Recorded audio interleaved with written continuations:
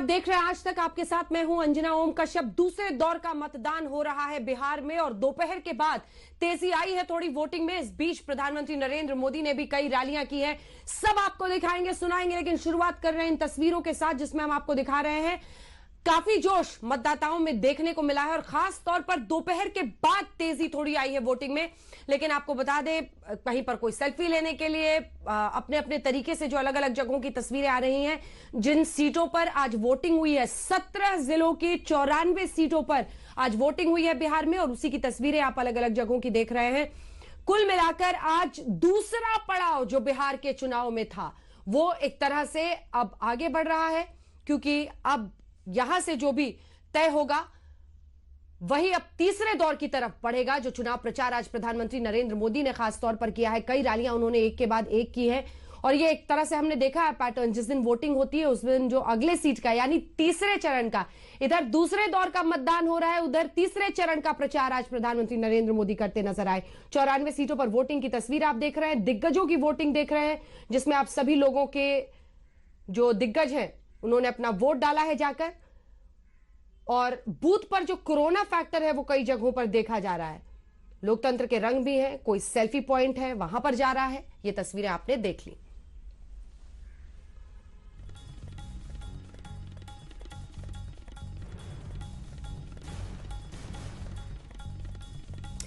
तो चलिए, इधर दूसरे दौर का मतदान हो रहा है, तीसरे दौर का प्रचार भी हो रहा था। प्रधानमंत्री नरेंद्र मोदी ने आज जमकर धावा बोला है। वो लगातार युवराजों की कहानी हिंदुस्तान की राजनीति में सुना रहे और इसी कड़ी में आज उन्होंने बताया कि कैसे परिवारवाद ने इस देश को खोखला किया है। आज एक बार फिर इसी थीम पर प्रधानमंत्री बोल रहे थे, सुनिए। आज बिहार में परिवारवाद हार रहा है, जनतंत्र फिर से जीत रहा है। आज बिहार में रंगबाजी और रंगदारी हार रही है, विकास फिर से जीत रहा है। आज बिहार में अहंकार हार रहा है और परिश्रम फिर से जीत रहा है। आज बिहार में घोटाला हार रहा है और लोगों का हक फिर से जीत रहा है। आज बिहार में गुंडागर्दी हार रही है, कानून का राज वापस लाने वाले फिर जीत रहे हैं। तो रंगबाजी, रंगदारी ये सब हार रहे हैं और बिहार जीत रहा है, ये कहते हुए प्रधानमंत्री परिवारवाद पर उन्होंने गंभीर चोट किया है। और एक बार फिर से दो युवराजों पर चोट है, बिना नाम लिए, राहुल गांधी, तेजस्वी यादव। बिहार के लोगों ने जंगल राज को, डबल युवराजों को सिरे से नकार दिया है। बिहार में एक कहावत है और बड़ी सटीक कहावत है। बिहार की उस कहावत में कहा है, सब कुछ खैनी, सब कुछ खैनी, दूगो भुजाना चबैनी। यानी भर पेट भोजन करने के बाद भी खाने वाले की नजर अब भुजा पर है। यही इनकी सोच है। आज एनडीए के विरोध में जो लोग खड़े हैं वो इतना कुछ खाने पीने के बाद अब फिर से बिहार को लालच भरी नजरों से देख रहे हैं। तो आइए चर्चा की शुरुआत करते हैं। प्रधानमंत्री नरेंद्र मोदी तीसरे दौर के लिए प्रचार करते हुए, दूसरे दौर का मतदान चल रहा है। हमारे साथ आशुतोष वरिष्ठ पत्रकार जुड़ रहे हैं और संगीत रागी हमारे साथ राजनीतिक विश्लेषक के तौर पर जुड़ रहे हैं। सबसे पहले आशुतोष जी, आपके साथ शुरुआत करते हुए, प्रधानमंत्री नरेंद्र मोदी ने आज एक बार फिर से हमला किया है दो युवराजों पर, परिवारवाद पर, रंगदारी पर, रंगबाजी पर, और यह कहा है कि ये जंगल राज वाले मां भारती के खिलाफ मतलब मां भारती के नारे लगाने में कतराते हैं। उन्होंने कहा है कि राष्ट्रवाद से दूर रहते हैं, यानी इसको एक बार फिर से सेंट्रल एजेंडा वो बता रहे हैं। और इस बार जंगल राज, परिवारवाद, युवराजगिरी और ये रंगदारी, यही फोकस है जिसके जरिए वो चाहते हैं कि लोगों को याद दिलाया जाए 15 साल पुराना वो जंगल राज और फिर अपनी तरफ किया जाए। यही रणनीति।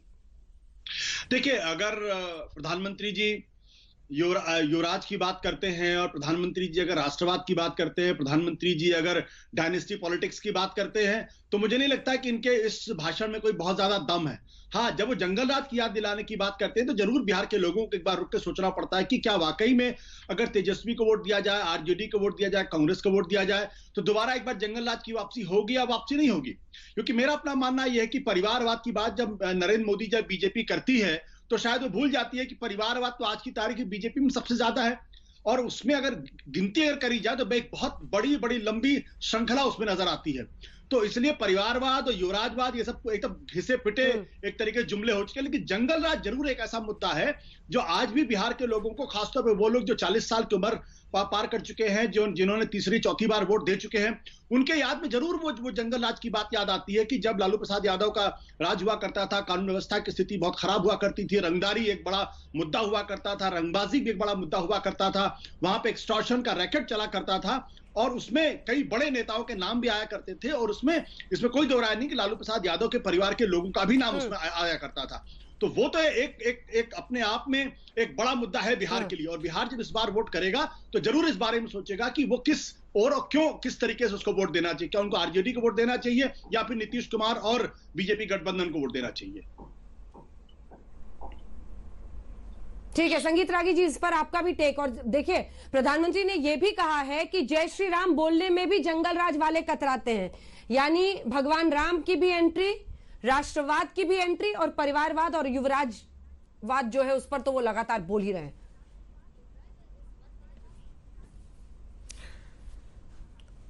देखिए ये कहना बिल्कुल गलत होगा कि किसी भी चुनाव में राष्ट्रवाद एक मुद्दा नहीं होता है। क्या बिहार के चुनाव में बांग्लादेशी इन्फिल्ट्रेटर्स मुद्दे नहीं होंगे? क्या बिहार के चुनाव में इस्लामिक टेररिज्म मुद्दा नहीं बन सकता है? क्या बिहार के चुनाव में यदि राम मंदिर का मुद्दा बनता है तो क्या यही लोग नहीं थे जो राम मंदिर के खिलाफ थे? मुझे लगता है कि कोई भी चुनाव लीजिए, कोई एक फैक्टर नहीं होता है, कोई एंकर फैक्टर जरूर होता है, लेकिन बिहार के चुनाव हो या कोई भी और किसी अन्य प्रदेश का चुनाव हो, कई सारी चीजें, कई परिस्थितियां, कई फैक्टर उसमें काम करते हैं, कई मुद्दे काम करते हैं। आप देखेंगे कि कॉन्स्टिट्यूएंसी से कॉन्स्टिट्यूएंसी प्रधानमंत्री के भाषण में भी तब्दीली होगी, नेताओं के भाषण में तब्दीली होती है, क्योंकि हर कॉन्स्टिट्यूएंसी, हर लोकसभा की कॉन्स्टिट्यूएंसी पर हमने देखा है कि मुद्दे बदल जाते हैं, वहां की लोकल समस्याएं आ जाती हैं, वो सारे चीजें भी डिस्कशन में, विचार विमर्श में आता है।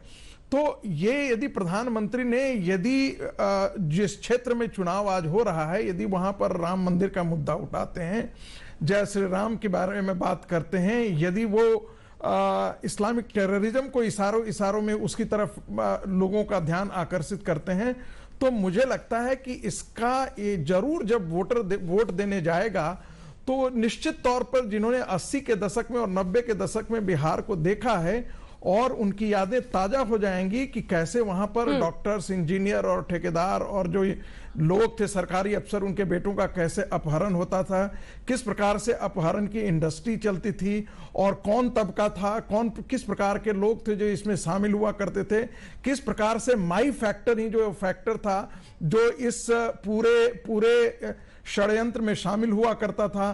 तो निश्चित तौर पे ये सारी चुनाव में अब आप जाते हैं तो अपने तरीके से सारी कोशिशें आप करते हैं, तो मुद्दों को ले जाना प्रधानमंत्री की जिम्मेदारी है। जनता को देखना है कि जनता किस प्रकार से इन मुद्दों पर रिस्पॉन्ड करती है, ये तो आने वाला दिन ही बताएगा। ठीक है, सत्यजीत कुमार भागलपुर से हमारे सहयोगी जुड़ रहे हैं, वहां से क्या ग्राउंड रिपोर्ट है जरा दिखाएं, क्योंकि दोपहर बाद बताया गया थोड़ी तेजी आ रही है वोटिंग में। क्या तस्वीर है जरा दिखाएं हमारे दर्शकों को। फिर मैं आ रही हूं आपके पास आशुतोष जी, एक बड़ा सवाल लेकर जल्दी से। सत्यजीत, देखिए अंजना, ये इस वक्त जो जिस स्कूल में हम खड़े हैं दुर्गा चरण स्कूल है ये, और इसका एक इम्पोर्टेंस है क्योंकि शरद चंद्र ने यहीं से पढ़ाई की थी, साथ ही साथ अशोक कुमार और किशोर कुमार का भी ये स्कूल रहा है।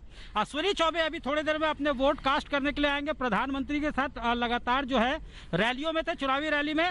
लेकिन अगर हम वोट परसेंटेज की बात करें तो डिजेक्शन जो है वोटर्स का वो साफ तौर से दिखता है। लीकवर्म रिस्पॉन्स उनका रहा, शहरी क्षेत्रों में वो जो है उनका टर्नआउट जिस तरह से एक्सपेक्ट किया जा रहा था, और डेमोक्रेसी ने जो उनको राइट दिया कि अपने फ्रेंचाइजी का जाके आप एक्सरसाइज करें, वो उसमें कहीं ना कहीं वो लैकिंग था। लोगों में विलिंगनेस की कमी थी, बूथ तक वो नहीं आए, कम से कम आए। इस स्कूल में जो कि रिहायशी इलाका में है वहाँ पे भी लोग टुकड़ों में दिखे, टुकड़ों में वो आए हैं, वोट कास्ट किए हैं। और सबसे बड़ी बात है कि आज जो है स्पेशली एबल्ड और इसके अलावा जो है अगर हम बात करें जो सेप्टाजेनेरियन थे, एक आध ऑक्टाजेनेरियन भी जो है वो आकर अपना वोट कास्ट करके गए और मोटिवेट करने की कोशिश की कि देखिए जब हमें पता है कि क्या सिग्निफिकेंस है हमारा वोट का, तो बाकी लोगों को भी सामने निकल कर आना चाहिए, वोट कास्ट करना चाहिए। लेकिन वो नहीं दिखा। डिसमल परसेंटेज है, काफ़ी जो है जो उम्मीद था उससे भी कम था। पिछले बार भागलपुर में 48% का मतदान हुआ था और उससे एक्सीड करने की उम्मीद थी, लेकिन वैसा होता दिख नहीं रहा। और अब जो है दिन के 3 बज चुके हैं दोपहर के, अब जो है बिल्कुल अब लास्ट लेग है और थोड़ा सा वक्त बचा है। तो जाहिर तौर पे कहीं ना कहीं एक बड़ा सवाल है कि जब डेमोक्रेसी ने आपको पावर दिया है कि आप इलेक्ट कीजिए government for the people, of the people, by the people, तो आखिर जो है लोग उदासीन क्यों हैं? और कोरोना एक वजह हो सकता है, लेकिन फिर अगर कोरोना वजह है तो पिछले बार जो है वोटिंग का परसेंटेज कैसे ज़्यादा था फर्स्ट फेज में, और उस वक्त जो है शहरी इलाकों में लोग कैसे निकले थे? ये तमाम सवाल जो है अपने आप में ऐसे हैं जिसका जवाब जो है एक समीक्षा का विषय जरूर है कि लोग जो है इंटरेस्ट क्यों लूज कर रहे हैं। और उसके बाद जो है बड़ी बड़ी बातें जो है ड्राइंग रूम के अंदर जरूर होती है कि इस पॉलिटिशियन ने ऐसे नहीं किया, वैसे नहीं किया, ये होना चाहिए था, वो होना चाहिए था। ठीक है सत्यजीत, जब वक्त आता है कि आप अपने एक वोट से। संजय कुमार जी हमारे साथ जुड़े हैं, ठीक है मैं आ रही हूँ, आप वहां की तस्वीरें जरा दिखाते रहिए। संजय जी, ये उदासीनता जो वोटर्स में दिख रही है, कोरोना का डर था, लेकिन हमने पहले दौर में भी देखा था कि शाम होते होते फिर मतदाता जो है वो निकले और ठीक ठाक वोटिंग परसेंटेज हो गया। ये क्या इशारा कर रहा है अगर हम ब्रॉडली इसको समझने की कोशिश करें तो? देखिए, हमेशा पहले दौर का आप जिक्र कर रही हैं अंजना, पहले दौर में अगर आप देखेंगे तो जिस तरह का मतदान 2015 के चुनाव में हुआ था, पहले दौर में फाइनली जो आंकड़े आए हैं 2020 के चुनाव में भी लगभग एकदम उतना ही मतदान हुआ है। ये ज़रूर है कि आज सुबह से मतदान धीमा चल रहा है दूसरे दौर में, जहां 94 विधानसभा क्षेत्रों में वोट पड़ रहे हैं। जितनी हमें उम्मीद थी उस रफ्तार से वोट नहीं पड़ रहे हैं, लेकिन अभी भी 3 घंटे का समय बाकी है और हम उम्मीद करते हैं कि रफ्तार पकड़ेगी। और हमें इस बात का ध्यान रखना चाहिए कि दूसरे दौर की जो कंस्टिट्यूंसी है वहाँ पर पहले भी टर्नआउट ज़्यादा रहा था पहले दौर की तुलना में। तो तकरीबन ये पूरा इलाका है जहाँ पर पिछली बार अगर हम देखें 2015 के चुनाव में तो तकरीबन 55-56% मतदान हुआ था। कुछ शहरी इलाका है, उस वजह से थोड़ा मुझे लगता है कि लोगों में थोड़ा सा ज़्यादा भय है कोरोना का। अगर आप ग्रामीण मतदाताओं की तुलना शहरी मतदाताओं से करें तो ग्रामीण मतदाता इस मामले में, मैं पॉजिटिव सेंस में नहीं, बिंदास है, कहते कोरोना का कोई डर नहीं है, आराम से निकल रहे हैं, वोट डाल रहे हैं। और दूसरी बात ये भी है, ग्रामीण मतदाता अपने वोट की अहमियत कहीं शहरी मतदाता से ज़्यादा समझता है। तो थोड़ा सा शहरी इलाका इस सेकेंड फेज में ज़्यादा है, इसी के लिए थोड़ा धीमा चल रहा है। लेकिन हम उम्मीद करते हैं अभी भी कि मतदाता आएंगे और शाम का वक्त है, 3 बजे के बाद निकल करके आएंगे और टर्नआउट थोड़ा बढ़ेगा। बिल्कुल ठीक है संजय जी, मैं एक और सवाल जो आपसे, आशुतोष जी, संगीत जी से, तीनों से बात करूंगी क्योंकि मैं भी वहां पर ग्राउंड में थी। आपने बिल्कुल सही बात कही है, गांवों में और छोटी जगहों पर जाकर तो बिल्कुल ही कोरोना को कोई नहीं मान रहा। उनसे पूछती थी कि बोलती थी मास्क पहन लीजिए तो कहते थे यहाँ बिहार वार में कोरोना नहीं है, आप भी मस्त होकर घूमिए, कोई डरने की वजह नहीं होनी चाहिए। लेकिन एक और चीज जो मैंने देखी, और इस बार कई छोटे गांवों तक मैं गई थी, वहां पर मोटरसाइकिल पर, स्कॉर्पियो में आरजेडी का जबरदस्त प्रचार चलता था। मतलब 30-30, 40, 50, 100 बाइक एक साथ जा रही हैं। इससे अन्य लोग जो गांव के थे वो बड़े एक तरफ सिहर कर देखते थे कि ये क्या हो रहा है।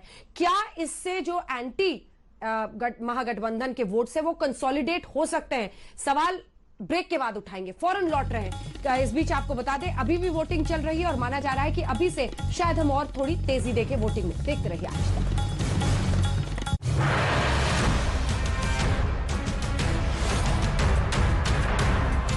जो तस्वीरें हम आपको दिखाएंगे वो खास तौर पर ऐसे लोगों को देखना चाहिए जो बेवजह ही वोटिंग छोड़ देना चाहते हैं, उसकी कीमत नहीं समझते हैं। क्योंकि देखिए कितनी मुश्किलों के को झेलते हुए भी लोग व्हील चेयर पर अलग अलग तरीकों से अपना वोट डालने जानते हैं, क्योंकि वो लोकतंत्र में अपने वोट की कीमत समझते हैं। और ये दिखाते हुए जल्दी से ये सवाल आपके पास आशुतोष जी आते हुए, जो पारंपरिक वोटर रहा है आरजेडी का, उसकी आक्रामकता कई जगहों पर चुनाव प्रचार में जबरदस्त दिख रही है इस बार।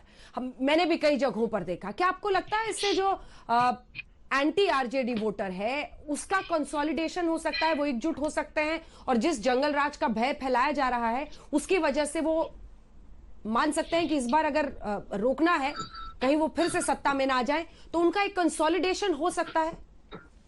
देखिए, जो एंटी आरजेडी वोटर है वो थोड़ा बहुत कंसोलिडेट हो सकता है, लेकिन इसमें दो चीजें बड़ी महत्वपूर्ण। पहली बात यह है कि बिहार के अंदर इस वक्त नीतीश कुमार को लेके एक तरीके का आक्रोश दिखाई पड़ रहा है, और वो सिर्फ एक इलाके में या सिर्फ एक तबके के अंदर नहीं, वो लगभग सब जगह दिखाई पड़ रहा है। और मैं अपने अनुभव के साथ कह सकता हूं, 2010 में जब मैं बिहार में कवरेज के लिए गया था तो वहां पे कोई आदमी नहीं मिला था जिसने कहा था कि नीतीश कुमार ने अच्छा काम नहीं किया। इस बार आपको ढूंढे नहीं मिलेगा जो कहेगा कि नीतीश कुमार ने बहुत अच्छा काम किया। तो पहली बात ये। दूसरी बात ये, जो गठबंधन है बीजेपी और जेडीयू का गठबंधन है, ये जमीन पे बिखरा हुआ गठबंधन है, और जमीन पे जब जो कार्यकर्ताओं के बीच में तालमेल नहीं होता है तो भले ही कितना ही सेंटिमेंट हो वो कंसोलिडेट नहीं हो पाता है। तो ये दो चीजें बड़ी महत्वपूर्ण। तीसरी बात जो मैं कहना चाहता हूं कि जो अभी थोड़ी देर पहले संगीत रागी जी कह रहे थे कि इस बार अगर आप देखेंगे तो ना तो इस्लामिक आतंकवाद का नारा काम करेगा, ना ही राष्ट्रवाद का नारा काम करेगा। क्यों नहीं काम करेगी मैं अच्छे से एक्सप्लेन कर सकता हूं, लेकिन फिलहाल आगे अभी बहस में इसको लेके आते हैं। ठीक है, इन मुद्दों पर लौटेंगे। आपसे भी संजय जी और संगीत रागी जी आपके पास भी आऊंगी। एक छोटे से ब्रेक के लिए हम रुक रहे हैं, लेकिन कवरेज जारी है, देखते रहिए आज तक।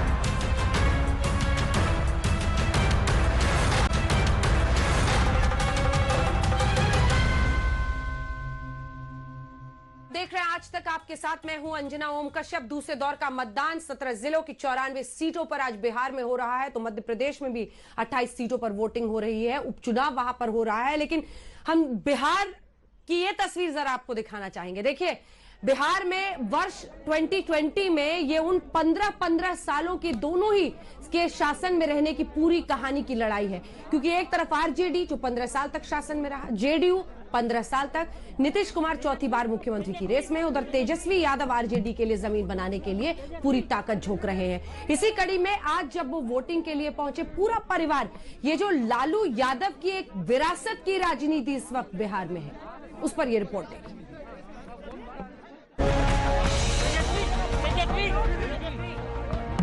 नीतीश कुमार के सियासी भविष्य के साथ अगर बिहार में सबकी निगाहें किसी एक शख्स पर टिकी हैं, तो वो है तेजस्वी यादव। आज बिहार के जिन 94 सीटों पर वोटिंग हो रही है, उनमें तेजस्वी की राधोपुर सीट भी शामिल है। लेकिन नीतीश की सत्ता को पुरजोर चुनौती दे रहे तेजस्वी आज वोट डालने के लिए पटना में ही रहे। वो अपनी मां पूर्व मुख्यमंत्री राबड़ी देवी के साथ बूथ नंबर 160 पर वोट डालने पहुँचे। वोट के बाद तेजस्वी ने पढ़ाई, दवाई, कमाई, सिंचाई, सुनवाई और कार्रवाई का नया नारा दिया।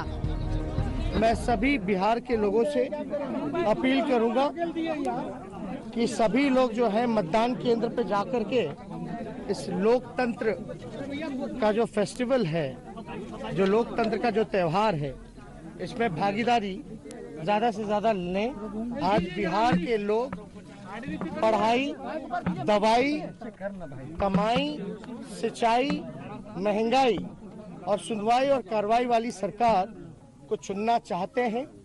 मुझे पूरा भरोसा है कि लोकतंत्र में सब लोग अपने मतों का इस्तेमाल करके बदलाव जरूर करेंगे। उधर राबड़ी देवी ने दावा किया कि बिहार में बदलाव की गंगा बह रही है।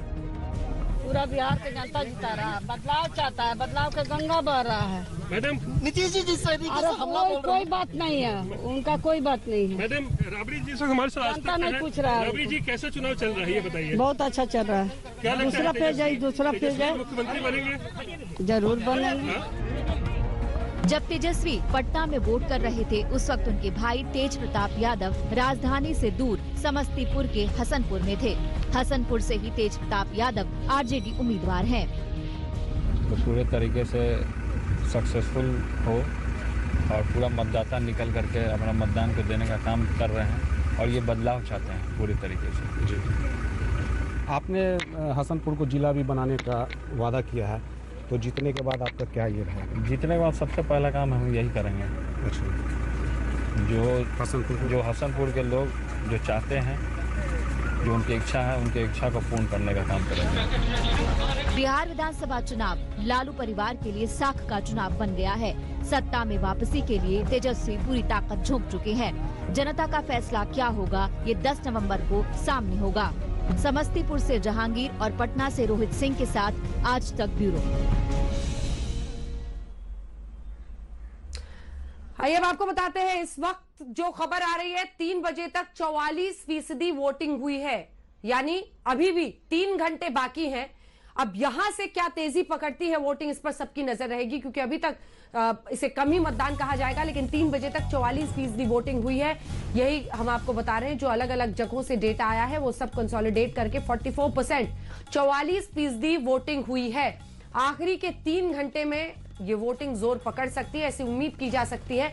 लेकिन शहरी इलाका बहुत है आज के 17 जिलों की 94 सीटों पर, और पिछली बार हम देखें तो यहां पर एनडीए की पैठ अच्छी थी, लेकिन ऐसे में आज जब ये वोटर्स कम निकल रहे हैं तो इसका क्या मतलब हो सकता है, ये सब हम आपको बताएंगे। चर्चा हम लगातार कर रहे हैं। हमारे साथ संजय कुमार जी जाने माने सोफोलॉजिस्ट जुड़े हुए हैं, संगीत रागी जी हमारे साथ प्रोफेसर साहब जुड़े हुए हैं पॉलिटिकल एनालिस्ट के तौर पर, आशुतोष जी हमारे साथ वरिष्ठ पत्रकार लगातार बने हुए हैं जिनके साथ हम चर्चा कर रहे हैं। लेकिन आइए उससे पहले जरा आपको सुना देते हैं एनडीए की तरफ से तमाम दिग्गज जो तो चुनावी मैदान में उतर रहे हैं, चाहे वो चुनाव प्रचार के लिए उतर रहे हो, दूसरे के लिए या फिर खुद के लिए, वो क्या कुछ कह रहे हैं, क्योंकि केंद्रीय मंत्री से लेकर तमाम लोग इस बार चुनावी मैदान में कूदे हैं एनडीए की तरफ से। रविशंकर प्रसाद, नित्यानंद राय, दूसरी तरफ राजीव प्रताप रूडी, ये सब क्या कह रहे हैं, आइए पहले आपको सुना देते हैं। बिहार का चुनाव का मुद्दा बहुत साफ है। अशांति, असुरक्षा, अपहरण या विश्वास, सुरक्षा और विकास का आग्रह, यह मुद्दा है। और मुझे पूरा विश्वास है जिस तरह से 15 साल से काम हुआ, देखा है लोगों ने। आप तो पटना के हैं, इस पटना में कितने डॉक्टरों का अपहरण हुआ था, याद है ना आपको? तो लोगों ने वो दिन अब याद किया है और बिहार को और आगे ले जाएंगे। और हमारे प्रधानमंत्री जी का एक बहुत बड़ी उनका एक संकल्प है, बिहार के विकास के बिना देश का विकास नहीं। देखिए, मतदाता खुद जागरूक हैं, समझते हैं कि हमारे मत कौन कौन सा परिणाम ला सकता है। अपनी भविष्य देखते हुए अपने विकास और एक सरकार, अच्छी सरकार बनाने के लिए लोगों की जो विकास और देश के हित में जो सरकारें काम करे उसके पक्ष में लोग मतदान करने का मूड बनाते हैं। और मैं समझता हूं कि बड़ी कामयाबी की तरफ अच्छा वातावरण है और लोग विकास की तरफ, अच्छे शासन की तरफ, सुशासन की तरफ, और बिहार भारत के नक्शे से निकल करके दुनिया के नक्शे पर पहुंचे, ये सब किया। कि अपने अधिकार का इस्तेमाल जरूर करें, जो आपको लगता है कि आपके भविष्य को बेहतर बना सकता है, जो बिहार को बेहतर विकास की राह पर लेकर जा सकता है, उनको जरूर चुनें। बट हाँ, विकसित बिहार बने, ये हम सबका संकल्प होना चाहिए। तेजस्वी जी को लोगों ने, जनता ने तय कर लिया है, जनता ने मन बना लिया है कि तेजस्वी ही मुख्यमंत्री होंगे। तो क्या लग रहा है, अर्जुन, आप बार-बार अर्जुन का आशीर्वाद है। अर्जुन को दुश्मन लोग हजारों हेलीकॉप्टर लगा दे, लेकिन जब आशीर्वाद रहता है तो कोई कुछ नहीं बिगाड़ सकता। सिर्फ यही है कि हरदीप सेंस को उसको क्या ट्रेनिंग मिली है, कितनी मैच्योरिटी से उभर कर नेतृत्व सामने आ रहा है। हमारे सामने उदाहरण में कई, पर एक उदाहरण तो आप सबको याद होगा, कामराज साहब, Kamaraj, late and great Kamaraj. उनके क्वालिफिकेशन के बारे में कोई बात नहीं करता, हालांकि सबसे ज़्यादा काबिल, सबसे ज़्यादा होशियार सबसे ज़्यादा स्मार्ट अगर कोई साबित हुए भारतीय राजनीति में और खासकर कांग्रेस में, तो वो कामराज साहब। तो ये तस्वीरें आपने देख ली, बातचीत सुन ली तमाम नेताओं की जो अपने अपने तरीके से जीत का दावा भर रहे हैं। शत्रुघ्न सिन्हा को भी आपने सुना। आइए आपको सीधे लिए चलते हैं। अश्विनी चौबे अपने पूरे परिवार के साथ आए हैं वोट करने के लिए, हमारे सहयोगी के साथ वो खड़े हैं वहां पर। बात कीजिए उनसे, कायम होगा क्या दावे हैं आज उनके? सर ये बताइए कि सीएम नीतीश कुमार के सभा में पथराव हुआ और साथ ही साथ ये फ्रस्ट्रेशन क्यों दिख रहा है? बार बार ये सवाल उठ रहा है कि वो एग्रेसिव हो जा रहे हैं, बात बात पे जो है डांट फटकार लगा रहे हैं, ऐसे बयान वो दे रहे हैं जो कहीं ना कहीं बीजेपी जेडीयू कंबाइन का फ्रस्ट्रेशन को रिफ्लेक्ट कर रहा है। नहीं, अरे हमारा कंबाइन, हमारा तो महागठबंधन है। ये ठगों को, जिसने सबको ठगा, सबको सगों को ठगा, ये महाठगबंधन है। लोग, कांग्रेस के लोग, राजद के लोग, ये तमाम लोग क्या हैं? और ये महागठबंधन है, इंटैक्ट है महागठबंधन। भारतीय जनता पार्टी, जनता दल यू, हम और हमारे वीआईपी जो साथ में चल रहे हैं। तो मुझे लग रहा है कि कहीं भी नीतीश जी का शालीन व्यवहार रहा है, ऐसा कहीं कोई नहीं है। जिन लोगों ने भी हिंसा पर उतारू होकर के इस प्रकार की दुर्घटना या इस प्रकार के हिंसक वारदात किए हैं, ऐसे लोगों की मैं निंदा करता हूं।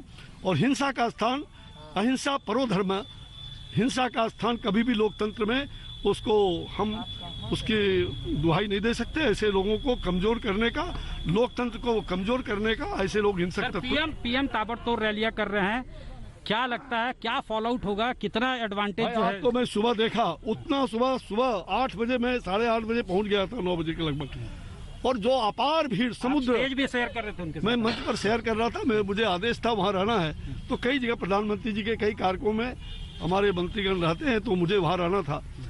तो जो देखा मैंने, अथाह समुद्र है। और प्रधानमंत्री जी बड़े ही खुश थे, उन्होंने दोनों ही रैलियों में, पिछले तारीख को भी और आज भी, और अपार बहुमत एनडीए को मिलने जा रहा है, ऐसा विश्वास परिलक्षित हो रहा है, जनता के सामने दिखाई पड़ रहा है। आज के बाद क्या प्रोस्पेक्ट देखते हैं? आज तो बहुत सारे जो सीट्स है उस पर बीजेपी पहले चरण के बाद दूसरे चरण में काफी बढ़ चढ़ कर बीजेपी का स्टेट जो है बहुत है इस बार। और मुझे विश्वास है कि बीजेपी दूसरे चरण में भी, हमारा बीजेपी और एनडीए का बहुत अच्छी बढ़त में है। और जितने अप्पू गप्पू शप्पू देख रहे हैं ना, ये लफ्फू जितने लोग देख रहे हैं, इनकी लजाफत कंफर्टेबल मार्जिन से आप लोग जीत रहे हैं। कंफर्टेबल है और 2/3 बहुमत की ओर नहीं, बल्कि 3/4 अगले चरण में देखने के बाद। चिराग फैक्टर वगैरह कुछ काम नहीं कर रहा है, क्या लगता है? चिराग फैक्टर वगैरह कुछ जो है उसका, अरे देखो भाई, सब नहीं हो रहा कोई किसी, मुझे लग रहा है ऐसा कोई फैक्टर उक्टर नहीं होता है। ये एनडीए की सरकार है और एनडीए की सरकार भविष्य में बनेगी। अरे देखो, इसको मैंने खोला नहीं, इसको कहीं गंतव्य स्थान पर भी रखना है। अश्विनी जी आप कंप्लीट कर दीजिए। हाँ, चिराग कह रहे थे। हाँ, चिराग फैक्टर और मुंगेर फैक्टर। अच्छा 2 मिनट। हाँ, चिराग फैक्टर वो डेंट लगा रहे हैं क्या किसी तरह से? कहीं डेंट लगता दिख रहा है? नहीं, ऐसा है, हर लोग चुनाव लड़ता है, बहुत लोग हैं। गगनागरम, गगन का आकार गगन के जैसा है, एनडीए का आकार एनडीए के जैसा है।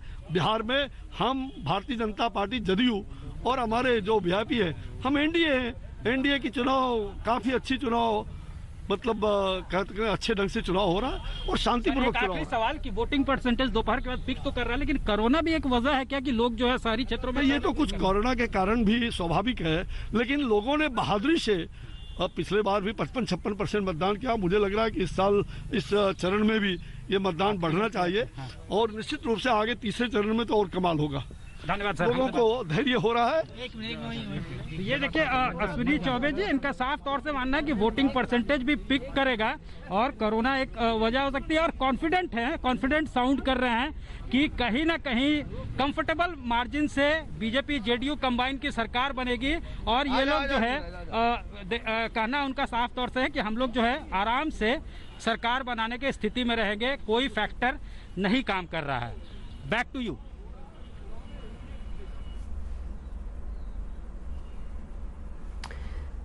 तो आपने सुना, ये अपनी तरफ से अश्विनी चौबे और उनका परिवार इसको डिकोड कर रहा है। प्रधानमंत्री की रैली में जो लोगों का समूह पहुंच रहा है उसको लेकर बहुत उत्साहित है। लेकिन इसको कैसे देखें संजय जी? आगे बढ़ने से पहले एक बार क्योंकि आज सब यही समझना चाहते हैं, वोटर टर्नआउट से क्या कुछ संकेत मिलते हैं? ये वही सीटें हैं 94 जहां पर एनडीए के लिए अच्छी परफॉर्मेंस रही है पिछली बार। माना जाता है कि ये इन सीटों पर उन्होंने अच्छा किया था पिछली बार और इस बार भी ठीक स्टैंड करते हैं। ऐसे में कम लोगों का निकलना क्या कह रहा है? देखिए, अभी मान लेना कि लोग कम निकले हैं। आपने जिन आंकड़ों का जिक्र किया कि 44% मतदान हो गया है और अब 3 घंटे अभी भी बाकी है। 3 बजे के आंकड़े आपने पेश किए और मुझे पूरी उम्मीद है कि आखिरी के 3 घंटों में टर्नआउट बढ़ेगा। 10-12% लोग अगर और निकल गए तो ये पिछली बार के मतदान के प्रतिशत को छू जाएगा। इन टर्नआउट के इन आंकड़ों से, प्रोविजनल आंकड़ों से इस बात का कोई अनुमान नहीं लगाना चाहिए कि अगर टर्नआउट बढ़ रहा है तो किसकी तरफ जा रहा है, घट रहा है तो किसकी तरफ जा रहा है। और मुझे लगता है टर्नआउट जिस तरह का हो रहा है तो उसमें ये दुविधा भी हमारी खत्म हो जाएगी, क्योंकि टर्नआउट लगभग उतना ही होने वाला है जितना पिछली बार हुआ था। आमतौर पर एक धारणा बन जाती है कि अगर टर्नआउट बहुत बढ़ा है तो ये रूलिंग पार्टी के लिए बहुत लाभदायक नहीं है। लगता है कि रूलिंग पार्टी के खिलाफ लोग निकल करके वोट डाल रहे हैं। लेकिन ये तभी इस तरह की चीजें, इस तरह के अनुमान लगाने चाहिए जब टर्नआउट में सचमुच बहुत वृद्धि हो या बहुत गिरावट आए। 1-2% के हेरफेर में बहुत बड़ा अनुमान लगाने की जरूरत नहीं है। ठीक है सर, इसी के साथ एक छोटे से ब्रेक के लिए हम रुक रहे हैं, फौरन लौट रहे हैं। बिहार के चुनाव पर लगातार कवरेज जारी है, देखते रहिए आज तक।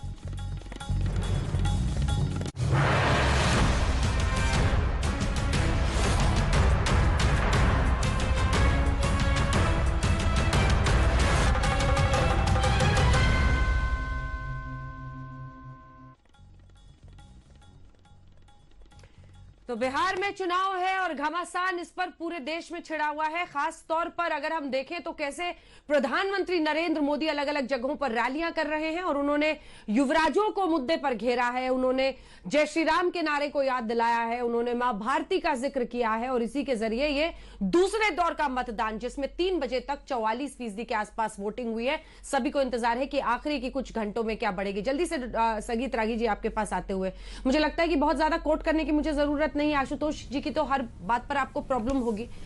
सवाल यह है कि वो जो पूछ रहे हैं, वो कह रहे हैं कि राष्ट्रवाद के मुद्दे पर या ऐसे तमाम मुद्दों से ज्यादा यहां पर बिहार के कॉन्टेक्स्ट में शायद जंगल राज वाला मुद्दा इफेक्टिव रहेगा। और ऐसे में जिस तरह से ये लड़ाई आगे चल रही है, क्या जवाब देना चाहेंगे आप?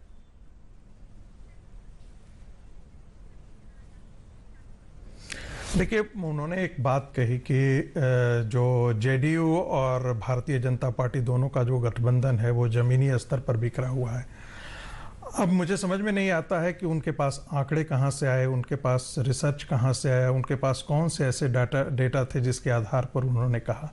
हमारे सामने 2019 का चुनाव है और 2019 के चुनाव के बारे में भी यही कहा जाता था कि सीटों के गठबंधन के बीच में जो तालमेल है उसमें बहुत रस्साकसी है, इसलिए दोनों के बीच में बिखराव संभव होगा। लेकिन जो लोकसभा के चुनाव के जो निष्कर्ष निकले हुए एक चकित करने वाले थे। भारतीय जनता पार्टी और जेडीयू दोनों को इसका लाभ मिला। यदि आप पिछली दफा का 2015 का यदि विधानसभा का चुनाव देखेंगे, जिन क्षेत्रों में जिसमें चुनाव अभी तत्काल हो रहे हैं, तो मिनिमम वहां पर जेडीयू और बीजेपी गठबंधन को 38 से 39 सीटें मिली हैं और मैक्सिमम 60 सीटें तक प्राप्त हुई हैं। ऐसी स्थिति में बिहार के चुनाव में हमेशा सामाजिक समीकरण जो होता है वो ज़्यादा महत्वपूर्ण होता है। गवर्नेंस जरूर मुद्दा बनता है, लेकिन एक चीज ध्यान में रखना चाहिए कि नीतीश कुमार ने जो जमीनी स्तर के काम थे, बिजली है, पानी है, सड़क है, स्कूल है, मेडिकल फैसिलिटी है, इन सारी चीजों पर उन्होंने बहुत अच्छा काम किया है। एक इंडस्ट्रियलाइजेशन नहीं हुआ है, ये इसमें सब कोई इसको एक्सेप्ट करता है कि इंडस्ट्रियलाइजेशन नहीं हुआ, लेकिन वह भी डेवलपमेंट का एक स्टेज होता है। यहां से टेक ऑफ सिस्टम आप इंफ्रास्ट्रक्चर डेवलप करते हैं, उसके बाद यहां से जाता है। इसकी कोई गारंटी नहीं है कि आरजेडी के यदि शासन आता है तो वो जंगल राज लौट करके नहीं आता है। आखिरकार तेजस्वी यादव का जो राजनीतिक जो ये है वो कोई भी दागदार नहीं है कि पहले बिजली, सड़क, पानी लगाने में 15 साल निकालेंगे, देखिए फिर चौथी बार मुख्यमंत्री बनेंगे तब इंडस्ट्री लगाएंगे। ये कौन सी बात हुई सर?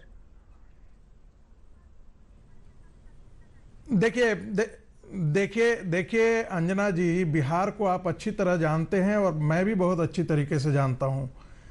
बिहार की जो हालत थी, जिन्होंने 80 का दशक देखा है, 90 का दशक देखा है, वो अच्छी तरह जानते हैं कि बिहार में सिंचाई की व्यवस्था क्या थी। गांव में पोल तक नहीं हुआ करते थे। आज के दिन में कोई ऐसा गांव नहीं है जहां तक बिजली नहीं पहुंच गई है, घर नहीं दे दिए गए हैं, टॉयलेट गरीबों को मिल गया है। तो क्या आपको लगता है कि ऐसी उपलब्धि नहीं है? आप जरा गांव के जाकर के उनको आप देखिए कि वहां पर मोटरसाइकिल कितने हैं, ट्रैक्टर कितने घरों में आ गए हैं, गाड़ियां कितनी हैं। तो ऐसा नहीं है कि उनके जो रहन सहन है उसमें अद्भुत विकास नहीं हुआ है। हाँ, इंडस्ट्रियलाइजेशन नहीं हुआ है जिस रफ्तार से हम, चूंकि हम जब तुलना करने लगते हैं तो एक ब्रेक के लिए मुझे रुकना पड़ रहा है, तो सर रुक जाइए। ठीक है, आप खुद ही मान रहे हैं, आप खुद ही मान रहे हैं कि निवेश नहीं हुआ है, जिस तरह का इंडस्ट्रियलाइजेशन होना था नहीं हुआ है। बेरोजगारी को लेकर लोग इतने परेशान हैं, रोजगार बड़ा मुद्दा बना है। तेजस्वी के 10 लाख की सरकारी नौकरियों के वादे के बाद पूरी बहस नौकरियों के इर्द गिर्द पहुंची। एक छोटे से ब्रेक के लिए हम रुक रहे हैं, अभी भी वोटिंग जारी है, 6 बजे तक वोटिंग होनी है। एक ब्रेक के लिए हम रुक रहे हैं, देखते रहिए आज तक।